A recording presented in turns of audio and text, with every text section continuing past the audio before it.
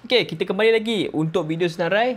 Macam biasa, pertengahan tahun kita kembali lagi ke siri yang aku dah buat dekat hampir 4 tahun dah. So, jom kita mulakan. Untuk video pertama ni adalah bawah RM1,000. Antara orang kata series yang sangat popular, harga range yang paling popular lah kat sini. So, tak nak buang masa, jom kita mulakan. Tak nak sembang kacip, let's go.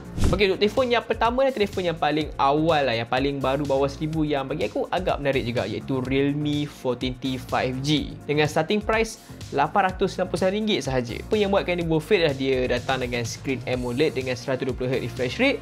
Memang cantik, lepas tu smooth gila. Untuk performance, dia datang dengan chipset MediaTek Dimensity 6300. Dia memang padu jugalah untuk daily usage. Dan dia datang dengan 8GB RAM dengan 256GB storan yang bagi aku agak besar juga dengan harga macam ni. Bateri dia pun memang besar gila, iaitu 6000 mAh dengan 45W fast charging dalam kotak tu. Dan apa yang paling rare kat sini untuk harga dia datang dengan IP69 dan juga IP68 rating. So kalau korang yang nak rakam dalam kolam tu memang boleh, tapi tak adalah dia punya warranty untuk kena air tu. So ingat-ingatlah kat sini. Untuk telefon yang kedua pula adalah telefon daripada Redmi. Macam biasalah bila bawah RM1,000 ni, telefon Redmi wajib adalah dalam list aku ni. So untuk pilihan aku kali ni adalah Redmi Note 15 5G. Dia juga ada variant Poco, iaitu Poco M5 Pro, which is the same phone. So korang boleh pilih di antara dua telefon ni. So, apa yang membuatkan dia bagi aku berbala lah, antaranya telefon Redmi lah. So, it's kinda good kat sini. Lepas tu untuk spek dia pun bagi aku memang ngam. First kali datang dengan screen AMOLED dengan 120Hz refresh rate, which is good enough untuk zaman sekarang ni, tambah lagi bawah RM1,000. Lepas tu dia juga datang dengan brightness yang tinggi, iaitu 2100 nit. So kalau korang yang nak guna di bawah cahaya matahari pun tak ada isu kat sini. Untuk performance pula, dia datang dengan MediaTek Dimensity 7025 Ultra, which is sangat solid kat sini. Yang paling best, dia datang dengan 108MP main camera dengan OIS. So untuk gambar siang dan malam lebih cantik disebabkan OIS, dan juga kalau untuk video lebih stable. Dan tak lupa juga bateri pun besar 5110 mAh dengan penyokongan fast charging 45W dalam kotak tu. Untuk yang ketiga pula adalah telefon daripada Infinix. Infinix dengan Redmi ni sekarang tengah bertarung, memang sengit juga lah bawah RM1,000 ni. So pilihan aku kat sini adalah Infinix Note 50S 5G dengan starting price RM899 sahaja. Tapi korang akan dapat sebuah telefon yang bagi aku sangat menarik lah. First kali dia datang dengan screen curve AMOLED dengan 144Hz refresh rate. Memang smooth, cantik gila. Cuma kalau korang tak suka curve, mungkin ini akan jadi deal breaker lah. Tapi kalau korang suka, memang serius kata korang, phone ni nampak macam harga at least RM2,000 sebenarnya. Lepas tu kalau korang yang nak cari performance, dia datang dengan Dimensity 7300 Ultimate, which is sangat powerful untuk harga macam ni. Lepas tu dia juga datang dengan bateri yang agak besar, iaitu 5500 mAh dengan penyokongan fast charging 45W dalam kotak tu. Overall, a solid pick kalau korang yang nak gaming dan juga korang nak phone yang nampak premium tu.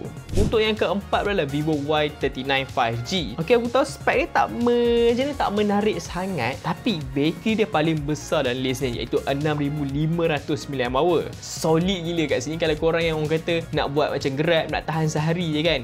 Telefon ni aku boleh kata antara pilihan yang terbaik juga. Bateri besar 6500 mAh memang ngam gila. Tapi tak boleh nak kata bateri dia besar, nak kata overall spek dia pun not bad juga. Dia datang dengan fast charging 44W, which is not bad untuk harga bawah RM1,000 ni. Lepas tu chipset dia pun power juga, iaitu Snapdragon 4 Gen 2, which is bagi aku mungkin korang rasa macam lower tier, but 4 Gen 2 ni is actually pretty powerful untuk harga macam ni. Dan dia juga ada 5G, so korang tak akan ada isu kat sini. Plus dia juga datang dengan display 120Hz, bukan AMOLED unfortunately, tapi tak apa, bagi aku is good enough kalau korang yang nak bateri yang tahan lasak tu.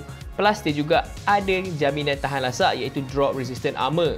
So aku boleh kata kalau korang buat Grab, ini telefon yang aku memang suggest dalam list ni disebabkan dua benda ni, bateri besar dan juga dia tahan lasak. Dan last kali, telefon yang kelima ni mungkin a bit weird sikit, tapi aku cakap awal adalah Tecno Camon 40 Pro. Okay, aku tahu harga dia RM1,099, but let's be real kat sini. RM1,099 kalau kau tunggu promo boleh dapat bawah RM1,000 punya. Percayalah cakap aku. So kalau korang tengok video tak kisahlah bulan 7, bulan 8, bulan 9, bulan 11 harga dia mesti akan drop. Percayalah cakap aku. Kalau bulan 12 kita akan dapat video baru lah. But for now, kalau korang rasa macam nak up budget sikit bawah RM1,000, macam RM99 je, this one is one of the best lah.